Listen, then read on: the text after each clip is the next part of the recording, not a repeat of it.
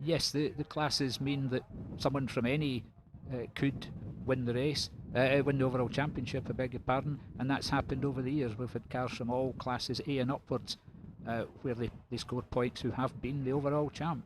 Well, here we go then. Green flag flies. It's going to be John Kinman's on pole with Andrew Graham alongside him. Row 2 is going to be Alistair Bapty and Elliot Patterson, Charlie Cope and Jimmy Crowe on row 3, Craig Houston and Kenneth Brown on row 4. And we'll bring you the rest of the grid as they head through. The 1 minute board has just been held up. We have 2 non-starters from this morning's qualifying. Number 27, that's the Alpha Sprint of Mario Ferrari, and the number 5 MG Midget of Michael Longstaff. Both unfortunately have transmission problems, so won't be joining us in the race. That's some inspired intel there, Malcolm. I like that. You can come back here. Well, if only I was inspired to be able to fix transmissions, I might be even more popular, but there you go.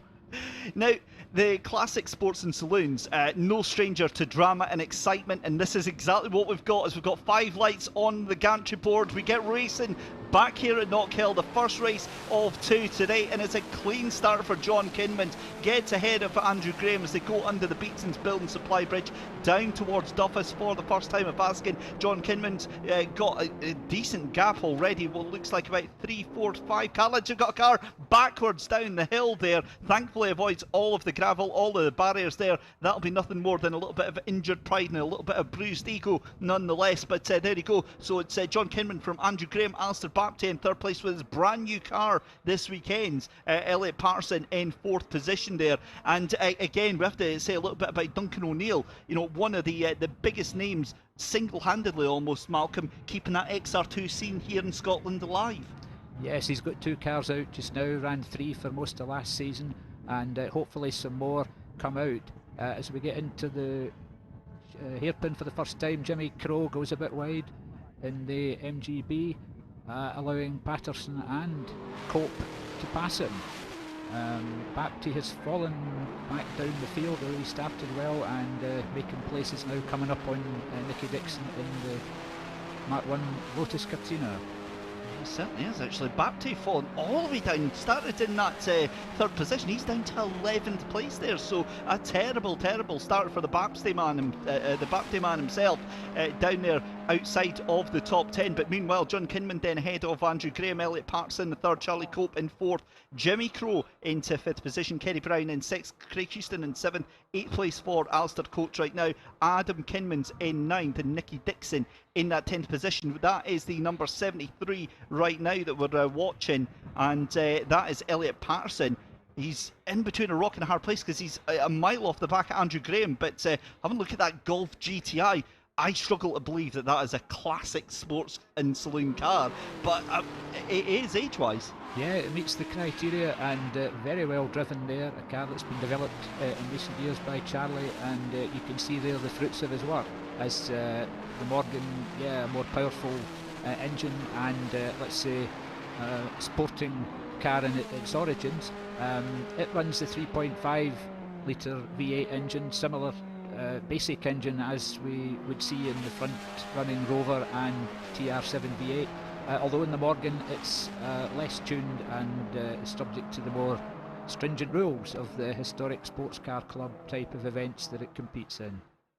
Just to give you a little bit of an update class-wise then, Paul Bowers currently in the lead of the A-Class at the moment, Charlie Cope in the lead of B-Class, C-Class at the moment, the only runner in that is Kenny Brown, and then D-Class is Elliot Patterson in that Morgan 8, with E-Class currently your race leader overall, John Kinman right now in that Rover 3500, Duncan O'Neill in the lead of the Ford Fiestas, the XR2s right now. Just again, with 9 laps left to go here, this is what I always find the interesting part of the race, because Malcolm, John Kinman gets a lightning start. He's really fast in that Rover 3500, but it always feels like he gets to about maybe 5-6 laps into the race, and then suddenly his tyres become bubblegum, and he starts becoming very vulnerable to some of the more nimble cars like the Triumph. Yeah, and he's having to consider brake issues as well, where he's having to stop a car of considerably more weight than some of the others. Therefore, it's not just the tyres, it could be brakes too, as we see here. One bit of heavy braking from Alistair Baptiste as he comes onto the rear of Jimmy Crowe in the battle of the MGB V8. Yeah, beautiful, beautiful car, and of course this is not what we normally see Alistair Baptiste in, as they go side by side, running down to the hairpin, late on the brakes as you like for Alistair Baptiste, makes it look very, very easy indeed, but truth be told, that move was already started on the exit of Clarkson, gets that position, so Alistair Baptiste up to 6th position from Jimmy Crowe, who's now down into 7th. Craig Houston, you can see, just on the tail end of that battle, and John Kinman not quite giving me the cause for concern that I had earlier on, and that gap now up half a second now to 3 seconds over Andrew Graham there in that in 2nd place. Yeah, 57.4 seconds, the best lap for Kinman so far, so just half a second down in his qualifying. So he's able to maintain a fair pace. Graham again, second or so behind on qualifying time. He's 3 seconds on the road behind him. Fantastic, fantastic racing that we're getting going on here, as you can see. Craig Houston still trying to throw that Lotus XL, and again, being a latecomer to the classic and classic sports and saloons, I've been a bit of a newbie when it comes to the older cars. You know, being involved with these drivers and watching them for the past 4 or 5 years, it really gives you an understanding to the beauty of these cars that are there. You know, the likes of the Triumph TR8, very unique styles and body shapes that you just don't see nowadays, Malcolm. Yeah, and styles that seem to be very popular when you see all the crowds coming round to look at them during the lunch period, and some of the older guests and spectators reviving days of their youth. But I don't imagine their TR7 ever would progress at the pace that the one we see here would, but they may only have dreamt about it. But yeah, back on screen we see Elliot Patterson. He's still in... He is still in... He's in third place, yeah. My apologies, yeah, the screen just went. He's in 3rd place, and Charlie Cope still on his tail, but not quite at the pace he was earlier. And again, one of the cars that I'd overlooked, actually, Kenny Brown taking that 3rd position from Elliot Patterson there. I didn't realise we actually did have a TVR in our midst. Usually, you know, you associate TVRs with being absolute monsters, the likes of the Cerebra and the Tuscan, but the Griffith looks a little bit more sedate for a TVR, but certainly not sedate in the pace that it's got. Yeah, the styling's maybe a little more subtle. It runs in Class C, which is an invitational class where cars are not covered by the other classes and will allow people to race with the classics, not quite in the more rigorous detail of the other classes may need, but it still makes sure that people come out, enjoy the racing, and add to the spectacle, which Kenny Brown certainly is here. Yeah, he certainly is. 5 laps left to go then in the Scottish Classic Sports and Saloons. John Kinman still in the lead overall on the race, and we did get a little bit of a sight of that car there as it was coming in towards the hairpin. Malcolm, that Rover, I mean, it's massive by any sense of the imagination, but I also can only imagine, I mean, you watched John driving it, it must feel like an absolute tank with all that weight to drive. Well, you would think so, but he's obviously developed the handling so well over a period of time that he's mastered the means of controlling it, and he certainly does it here. We see on screen now Ian Mitchell in number 11 Nova, just been passed by Andy Graham, who keeps up his 2nd place. And as he rounds the hairpin, he's well within sight of John Kinman. Yeah, and this is it, is the fact that Kinman, he gets early leads, but I mean that gap's now up to 4.6 seconds, yeah, so it is stretching away. Yeah. I was just waiting to touch on Ian Mitchell there.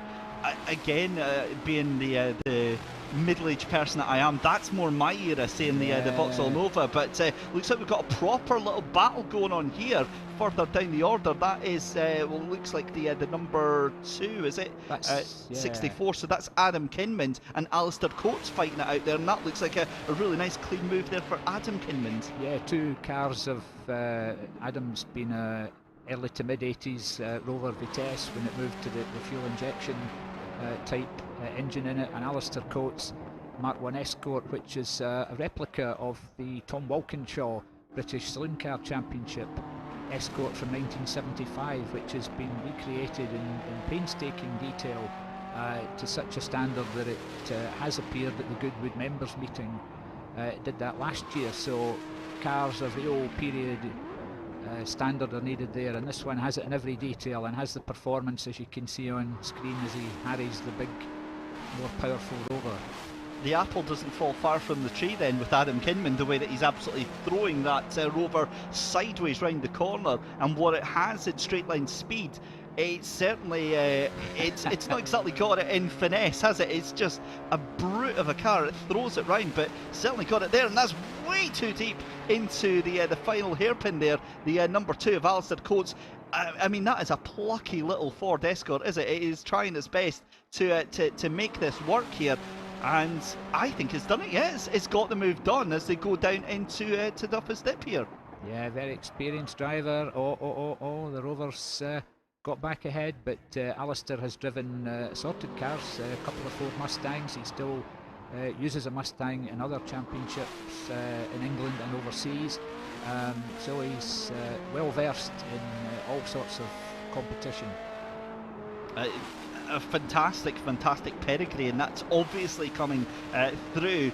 I've got to be honest though, I think that's one of his 9 lives just been used up on that that run down through Duffus.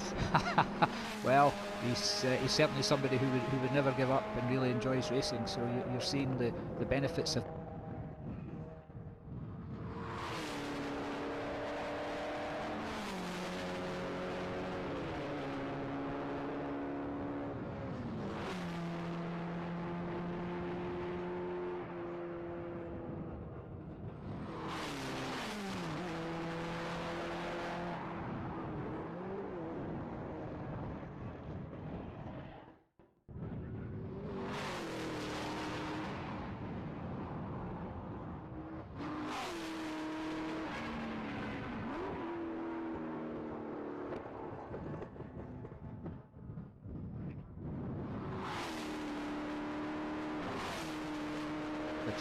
Yep, so here we go then, final lap then for John Kinmond. He's making his way through Butchers, through the chicane. Wow. Proper styling it out here. Tail end to that car lighting up under acceleration then through into Clark's for the final time. It's going to be John Kinmond, who is 4.7 seconds ahead of Andrew Graham. We will give you a class update in just a second, because obviously that's what it all matters about then. But out of the final corner then and into the hairpin, what a performance here, Malcolm. Oh, look at that proper Tokyo Drift style, and that is how you win a race, with absolute style there, Malcolm. Yes, showboating there from John at the end, but yeah, there'll be a tiny bit of tread left in the tyre.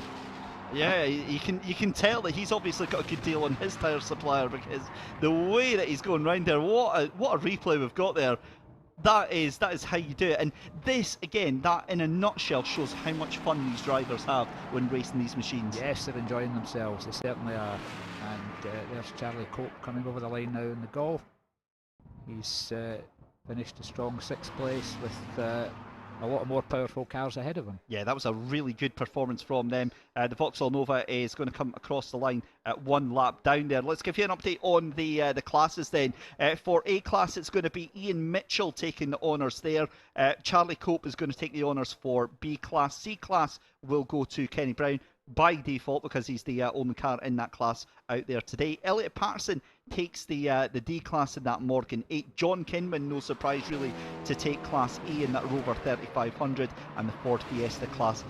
Again, out there, only the 2 cars there, but Duncan O'Neill taking the honours in that one. David Riley not starting the race, according to my intel there. But There we go, arm out the window. John Kinman must be very happy for that. But for the first couple of laps, you've got to give credit to Andrew Graham in that triumph.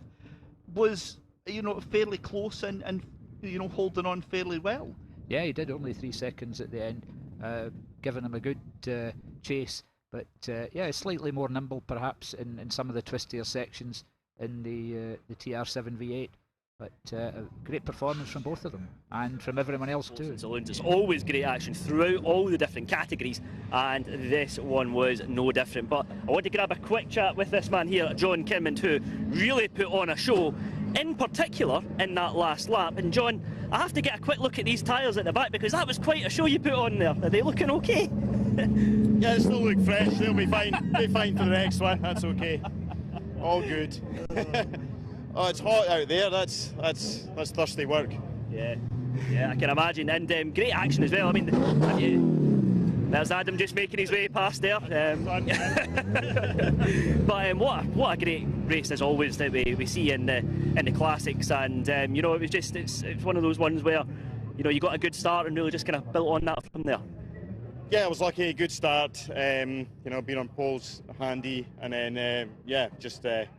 Measured it out as the race went on, just to make sure I didn't take too many chances. And you can never rely on these things to make it back in one piece. So as much as the showboating and stuff's all good fun, it's it could quickly look pretty stupid if that went wrong. So tell us a little bit about what happens between the first race and the second race with this championship. Is there anything in particular that the drivers and the teams have to do for the cars just to get them prepared and get everything up and running into the right operating window? And just check that nothing's broken. That's always the main thing. And then it's just fuel them up, check the fluids, and off you go. Yeah, make sure you've got tread on the tyres and have at it.